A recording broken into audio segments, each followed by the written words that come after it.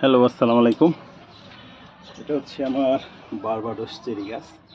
গাছটার শেপ মোটামুটি ভালোই ছিল, কিন্তু আবার এই নিচ থেকে কিছু ডাল বেরোচ্ছে। এগুলো আমি আজকে আপনাদের কাটে দেবো এবং গাছটা একটু সোজা একটা লাঠি দিয়ে বেঁধে দেবো।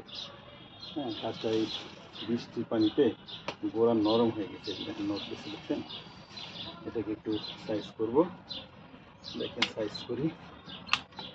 বারবাডোস চেরি কিন্তু গত বছর আমার মাশাআল্লাহ ভালো ফলন হয়েছে, কিন্তু এসে আমি তো খেতে পারি নাই পাখির জন্য। পাখি সব খেয়ে ফেলে। এই একটা ডাল ছিল, এই পাশে এটাও কেটে ফেলছি আগে, দেখছেন এই যে এই ডালটা আগে কেটে ফেলছি।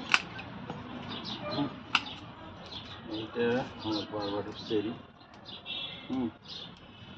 এই জমিগুলো রাখার দরকার নেই, উপরে আমার ঝোপালো হলে যথেষ্ট, এগুলো দরকার নেই।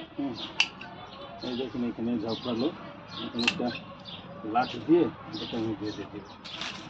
এই যে শক্ত করে এটা বেঁধে দেবো, কারণ লাঠিটা নিয়ে আসি আমি।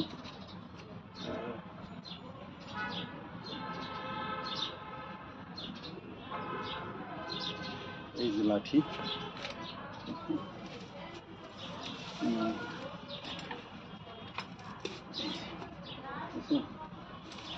এই গাছ, এটা এখন শক্ত করে এখন বেঁধে দিলে গাছটা এখন সোজা থাকবে আর কি। এই আমার বারবাডোস চেরি।